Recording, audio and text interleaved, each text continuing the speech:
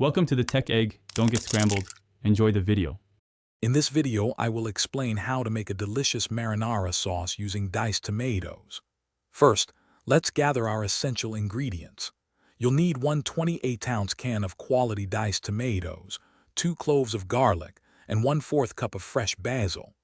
Don't forget 2 tablespoons of good olive oil.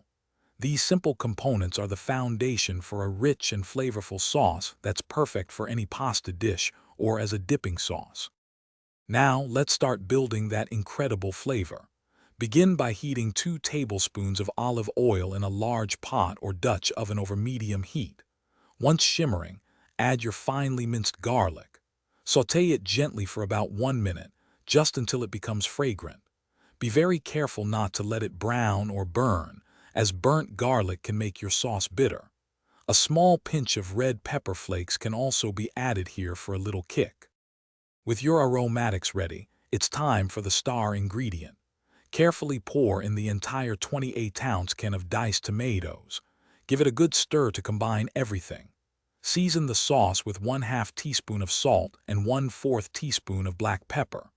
Bring the mixture to a gentle simmer, then reduce the heat to low.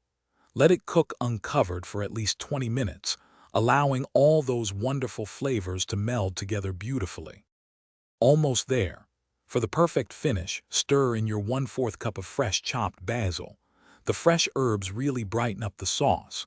Now, give your marinara a taste. This is your chance to adjust the seasonings. You might want a little more salt or pepper. If the tomatoes are a bit acidic, a small pinch of sugar can help balance the flavors. Serve your incredible homemade marinara sauce warm and enjoy. Thanks for watching. Consider subscribing if I helped unscramble your problems.